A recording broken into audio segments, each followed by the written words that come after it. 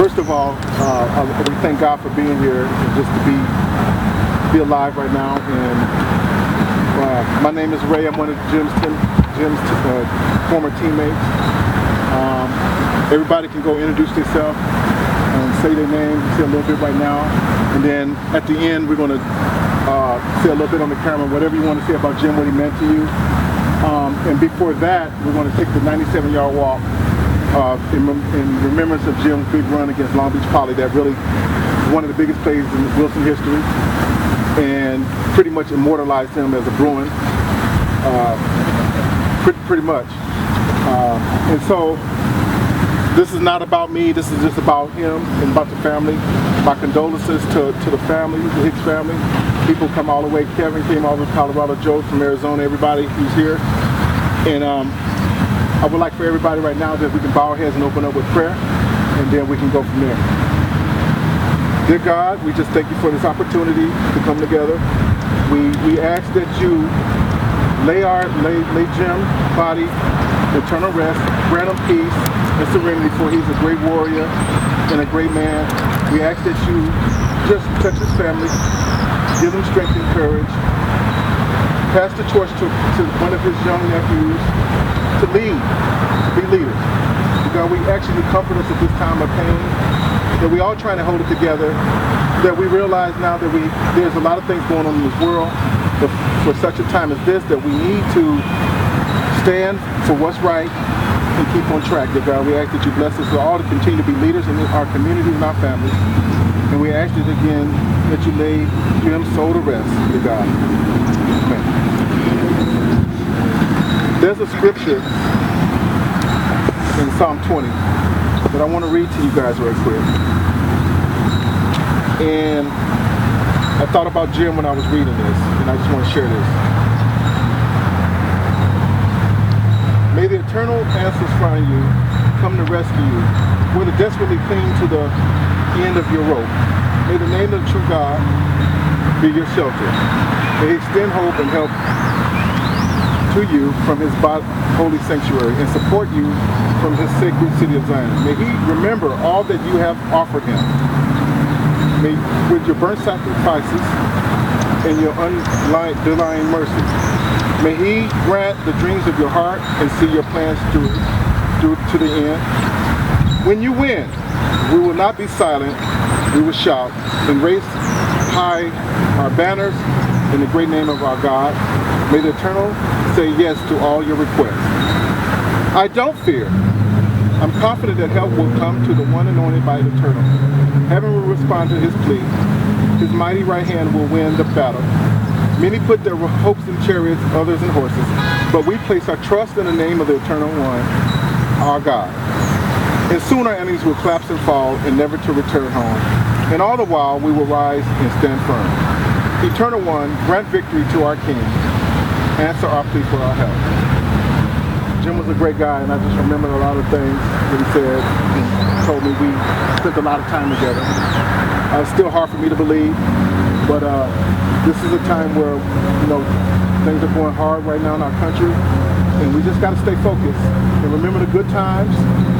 And there's a saying in Africa called Ka, K-A, where it's called energy. And when we talk about our loved ones, our loved ones give us Ka. They give us the energy because their name is lived on. So we Jim is with our ancestors now, and we know that the things that he accomplished on this earth. So basically I'm saying it's not how long you live on this earth, and I want everybody to understand it. It's what you do while you live here. It's quality, not quantity. Okay? And Jim lived a life, a great life. And yes, we're going to miss him, and we miss him dearly, but at the same time, Jim accomplished a lot, and he did a lot to help a lot of people. Moms, you want to say anything? I just want to say I appreciate this.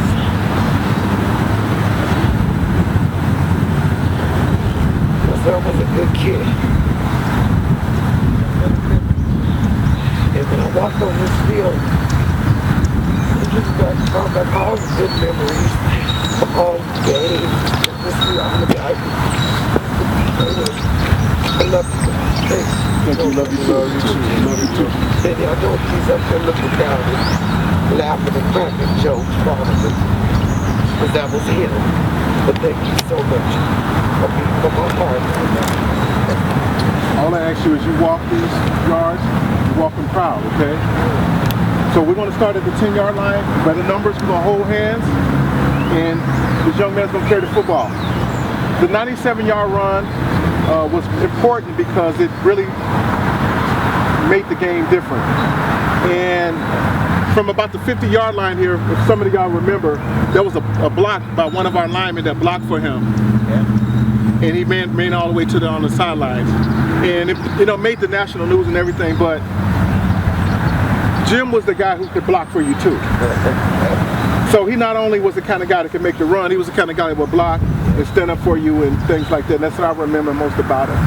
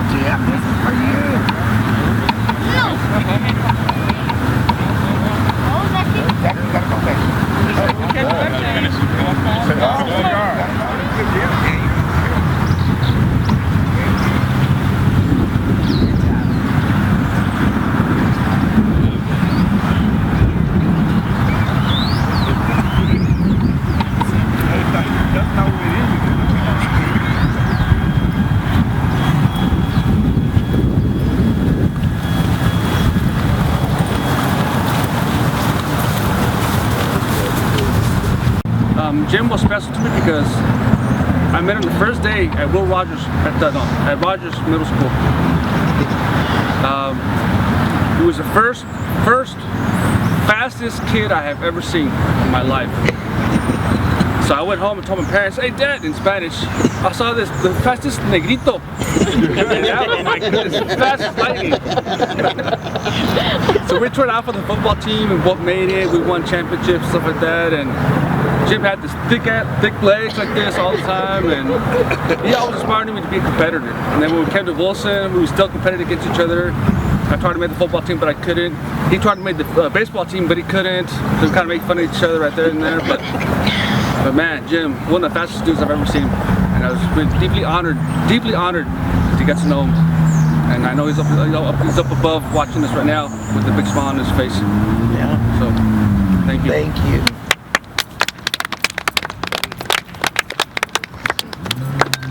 Kevin McKenzie. I just remember Jimmy allowing me to be comfortable on the field. Just looking over and watching him compete, and after every play that he competed on, or he felt like it was a real good matchup, something that gave him energy. If it was a hard hit, game-saving tackle, interception, big run, something like that, he'll get up, and turn right around and be smiling at you. I thought it was just me. And be smiling at you. Just me. And any nerves that I had as a young guy coming up behind him, he just allowed me to relax on the field. He just made it that much more special and that much more memorable for me. Especially in the big games. I posted a picture of us when we were coming out for the Eisenhower game, walking hand in hand. And Jimmy's on my left-hand side. And just in that moment, you try to savor everything as much as possible. And that one memory, walking down that tunnel, my nerves, I'm feeling anxious, and I walk over, I look over and see Jimmy,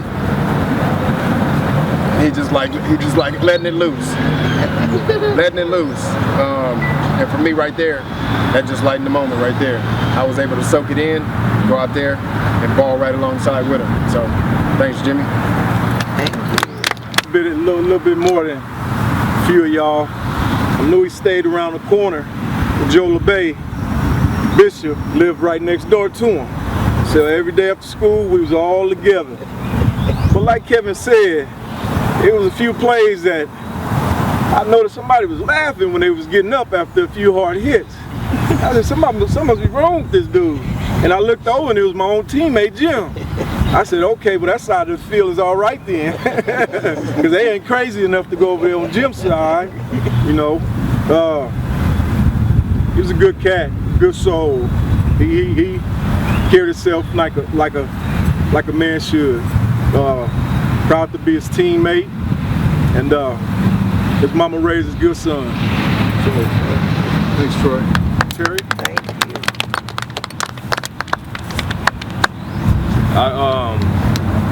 When I came out here, I came from Arkansas.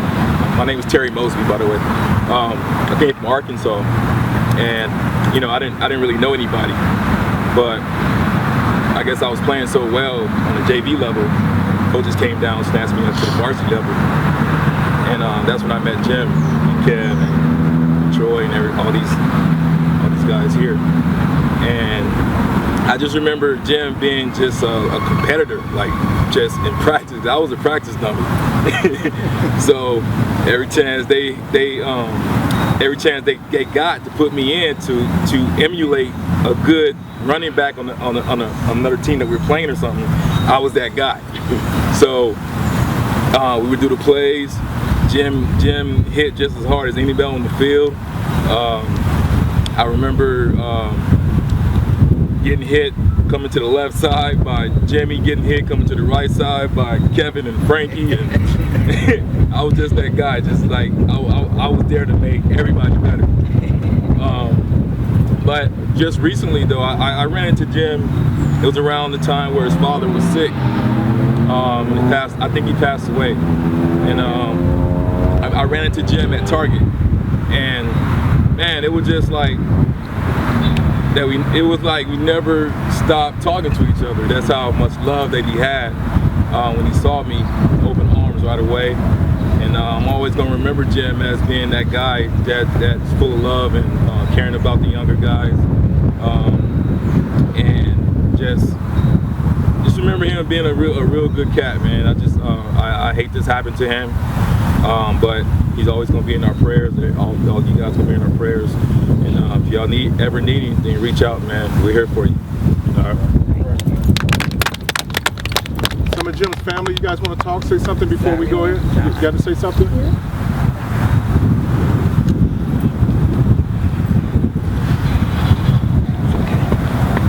You got it. God got your back. You got it. You got it. For me, my brother was more like, you know, that dad figure. You know, I went through my own little, you know, stages in my life, and you know, my brother see me at my worst and my best. You know, so I'm thankful for that. You know, because his influences on me and my outlook on life, you know, it had to be tailored. You know, just that actual extra pair of eyes, and you know, let me know, you know, when you're doing wrong and something needs to change, you know. And I didn't take it in a negative way, because, you know, that's my brother. He wasn't just a brother, he was, you know, that father figure. Hey, Trace, I'm gonna call you out on it because I love you. It's not working this way, so it means you need to change something about you, you know. And I'm just grateful, you know, for the relationship that we had, you know, those everyday phone calls or texts. Either I'm at work or he's at work, and hey sis, how you doing? And, you know, those moments that we shared, those laughs. You know, you look back at childhood, you laugh about certain things, you know. whether it was what you ate or we're on the phone. And I don't know if a lot of people know, my brother was transitioning to be pescatarian. And that's something that we were working on together. You know, he's telling me like, no, you know, there's certain things, let's read the back of this, read the back of that. Like we're going through supermarkets. You know, it's just a really good relationship. You know, so for me, I have a lot of great memories. And I just hope that this transition for my brother is a peaceful transition. And I know it is because he was saved. You know, I knew that, you know, he was a God-fearing man, that he was a seeker, you know. Even going to his house, I you know, went through his house, and I even found like little notes about different disciples that he was studying. And you know, that made my heart smile. So despite me being in the flesh and in the human, you know, wanting to know the whys and the why nots, I know that it was his call and his transition time. And so for me, I'm just thankful, you know, that we had those times, and I love them dearly. You know, we loved each other. We probably said that a little bit too much, but I'm grateful, you know, because that's something that I know in my heart, you know.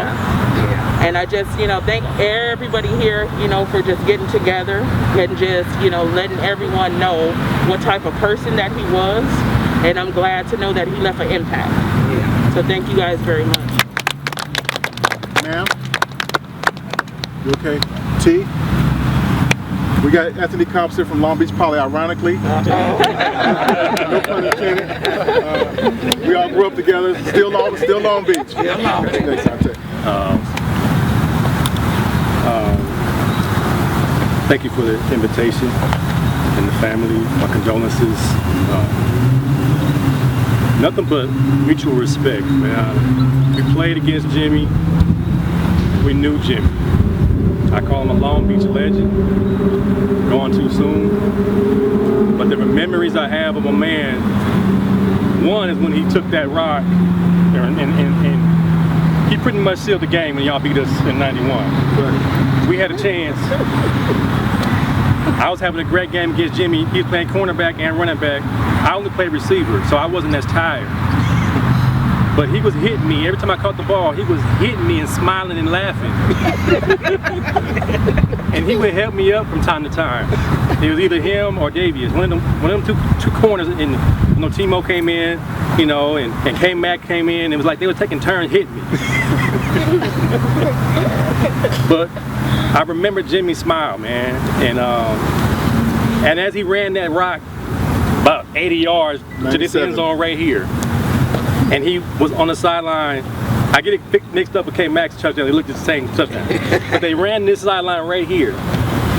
And he was smiling as he was scoring. I mean, and I'm just watching from the sideline like, and it was just perfect for him though, because he was like, not tonight, Cobb. Like every time he lined up on me, he was like, not tonight. And I'm catching like little short passes, and he was just sticking me. On that sideline, I might call like 5 rocks in a row, and he was just sticking me. Like, I'm gonna give you that all night, but you're not getting nothing else. I think I caught like 12 balls, no touchdowns. And that was the game plan, I believe, just let me catch the ball and just beat me up. But Jimmy doing all that, smiling. So with nothing but respect, if I'm gonna lose somebody, I was gonna be the team, because those are my friends. Outside of football, we were still friends. Going across the street to the little party over here, and going to Tommy Burgers, and I was pulling for y'all to be Eisenhower, but you know they was a pro team in high school. Yeah, they were cheating. But Jimmy, I have mad respect for Jim, because them guys, you know, did it the right way. They were men. They grew up into being good men, good fathers, good brothers, good people of the community. So I had to make it down here. I'm at work right now. Don't tell nobody. But I have nothing but respect for Jim Hicks, and you know, whenever I saw him in the streets in Long Beach and everything, it was always respect. Same with my man Dante. Man, we all were competitors growing up. And what the game of football taught us was how to be men and to respect each other, even when the game is no longer part of your life. So, you know, I have nothing but love and admiration for him. again, his smile is infectious. His smile still stays with me. And it was a smile of, I got you. You know, it was a smile of, we got y'all. You know, and I got to live with that. But I said, I tell Ray all the time, I can't believe you're talking about this. Like, y'all beat us, and that's like the worst day of my life, but I'm glad it was to y'all, because y'all was real good dudes. Me and K-Mac were friends and teammates in arena football. And the bond is just inseparable, man. People don't understand Long Beach as a whole umbrella of young men who grew up having these same little goals of becoming something out of nothing. So again, condolences and love to the family. May Yeshua continue to bless you with shalom. And you know, I believe he's in a better place, because this world is crazy. And if you can lead this place with a good name, you've done your job. Yes, he did. So I think you did all right. Respect you, Jim. Well, you know, you guys, I just want to say it's an honor, you know, to be here, number one, but it's in a good man's name. And I want to talk a little bit of pre-high school Jimmy. Mom kind of knows this, the Milliken Viking era. You guys talk about those hits. Well, there's a man named Art Tavazon. Art Tavazon came up with the Milliken Vikings, and the Vikings was a team that comprised of guys from Long Beach and everywhere else. And Mr. Hicks, Jim Hicks, you know, we were already there with the Vikings a couple years, and we were sticking, Frankie Russell, and we was a violent crew. That's just what it was. We would lay hat. And Frankie Russell, Jim ended up coming playing with our team. And man, we said, we're gonna put it on Jim. We're gonna put it on him. Any new guy that came through, you're gonna put it on him, right? So we doing these drills, these angle drills, and Jim comes around and he lays his hat. Bam! And we had a nice little collision. And boy, he gets up with that smile. I don't know where he got it from, Mom, but it was with that smile, man, and popped up and let's do it again. And I swear to you, we had some monsters, you know, on that team. Michael, we won't even name names, but just, I mean, we had some monsters on that team. Cats that went to Wilson, cats that went to Poly, cats that went to Linwood, cats that went to, you know, Milliken and so forth. But that was a learning lesson for all of us, man. And, you know, he got to play with some monsters at Wilson. You know, Poly was the team, right? And no one could beat him. And, you know, Wilson and Milliken was never going to beat him. 88, I think we got one, you know, but Wilson, we had hope. The Moore League had hope, right? So they come in, man, and they did their thing, you know, end up beating Poly for the first time in a long time, Moore League, you know, so goes down in memory, man, you know. And I just want to say to the family, you know, after high school, you know, we kind of distanced ourselves a little bit, but with that being said, with the Facebook, the social media and all that stuff, keeping in touch, saying hello, it was devastating to hear the news, you know. And it was like, man, at a young age, you know, gone too soon, you know. But with that being said, he's in a better place. You know, you hear that over and over again, and he is.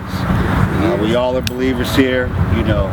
If we could take this place, I'm sure we all would, but we're here on earth, and, you know, we live for the Lord above, and, you know, we're going to do some really nice things in Jim's name, you know what I'm saying? And we have a really bright future ahead of us, and I love you guys. Thank you for letting me talk a little bit.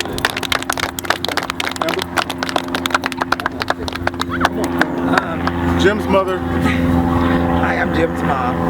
But anyway, when he brought up the story about all the guys, he didn't know that he was playing football with some of his own cousins, which was Sheldon Grisby, okay? And Michael Stewart's mom and dad went to school with me. We grew up together in San Pedro.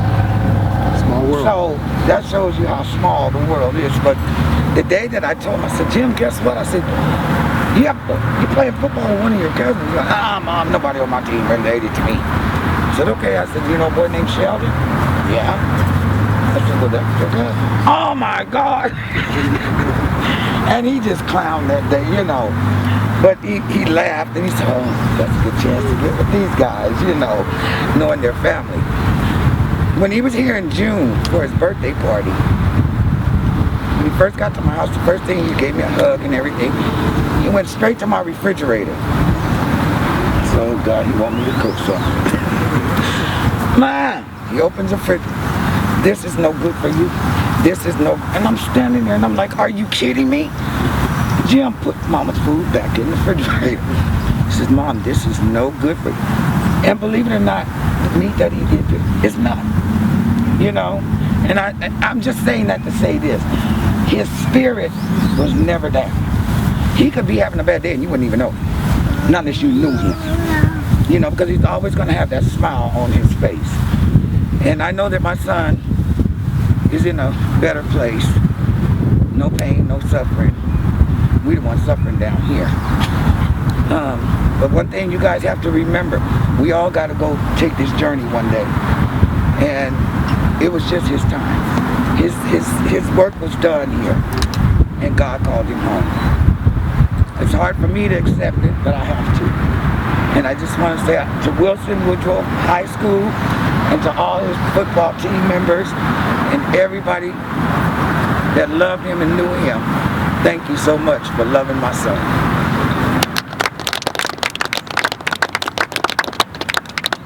There's 1,440 minutes in a day. And I would like everybody from this day forward to take one of the minutes out for Jim. Oh yeah. Take 1 minute and just remember what you see here. Some of you guys, I might not see you again, but remember what you see here in this moment. And remember that this moment is forever, because forever is right now. I thank all you guys for being here. Kevin, I got some other people I want to talk to afterwards. Anybody else? You want to tell us, is there a meeting spot, Joey? I know you said something about a meeting spot. Yeah, tell everybody. The service is going to be next Friday, November 20th at 11:30 at Cypress Memorial Park. Sorry about that mix-up. Forest Lawn. Yeah. In Cypress. So, any guys want to write it down or whatever? No, we got the address. Okay, and it'll be 11th, and then we'll go on with the repass and everything. Where we all okay, so you're going to have a repass next week and a funeral, both of them? Yeah. Okay. It's going to be a graveside. Okay. A graveside service.